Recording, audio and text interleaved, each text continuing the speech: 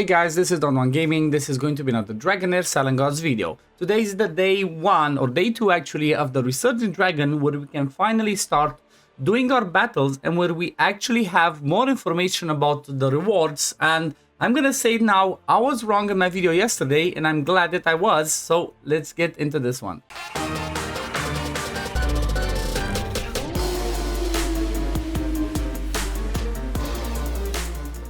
So today's video is just going to be a quick one where I'm going to go over the rewards, what people should be doing and all of that, because I had a really busy RL day and, you know, I don't have the time to actually go ahead and show you the teams.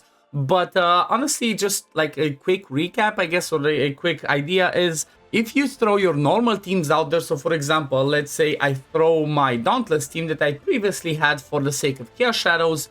When no timings changed, nothing else, nothing changed, just maybe the right positioning for the people. I'm still able to get, from what I've seen, like, you know, most of the teams get to 200 million, which is kind of where the damage starts to fall down. So as you can see, even with my Dauntless team, I get 210 million, which means I can still push them, you know, to do as much damage as possible for this challenge without trying to min-max it. Now, what I'm going to try and do for the videos, hopefully, you know, tomorrow I might have like 2 videos on each team, the day after another 2 days, or I might just, I don't know, make 3, 4, 5 videos in the same day tomorrow just to have all of the teams that I'm using so you guys can see, but depending on what I can min-max. But you kind of want to try and push to the maximum, because even though the damage rewards give you nothing that we care about, like I mentioned yesterday, right, only the Master Scroll page, which do we really care about that?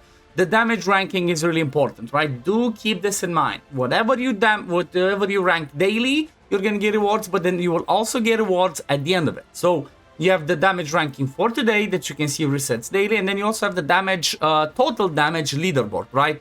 That's what's going to be total ranking. And then if we look, let me move myself out of the way, we see you have 2 rewards over here.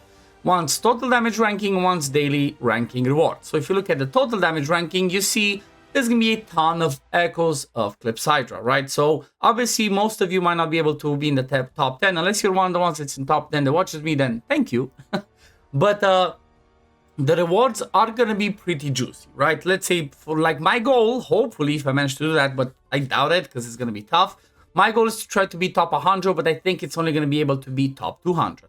But even like that, you know, there's a 10,000 of these echoes difference and then like, you know, same amount of war models. So for the sake of total damage ranking, it's totally worth it to try and push your teams to the maximum. Do keep in mind, again, after 200 million damage, the damage drastically drops off that you do. So it's, you know, that's what the pushing and the min-maxing comes into.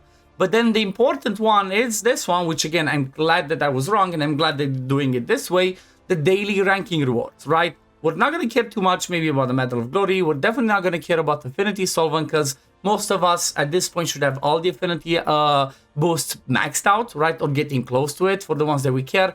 But the rest of these, right? You get 12,000 of the Echoes of Eclipse Hydra, or 11,000 of the Echoes of Eclipse Hydra. For example, this is what I'm going to be the range, right? Between 100 and 200, depending on my luck. And then if you're only top 200 plus, then you shouldn't care, right? So if you're somebody that's, you know, finds it hard to get in 200 plus. So for example, if during the chief challenges you couldn't rank in top 200 and you've not pushed your teams higher, then you're not gonna worry. Just do whatever you can to get top 200 plus, and that's it. Just ignore it pretty much. Enjoy your time, you know, focus on the other things and wait for the season to reset. But what I'm gonna do, like I said, I'm gonna try and min-max, push my teams to as high as I can get to try and hopefully squeeze into top 100 daily to get 12,000, because this one converts into 120 at the end of the season.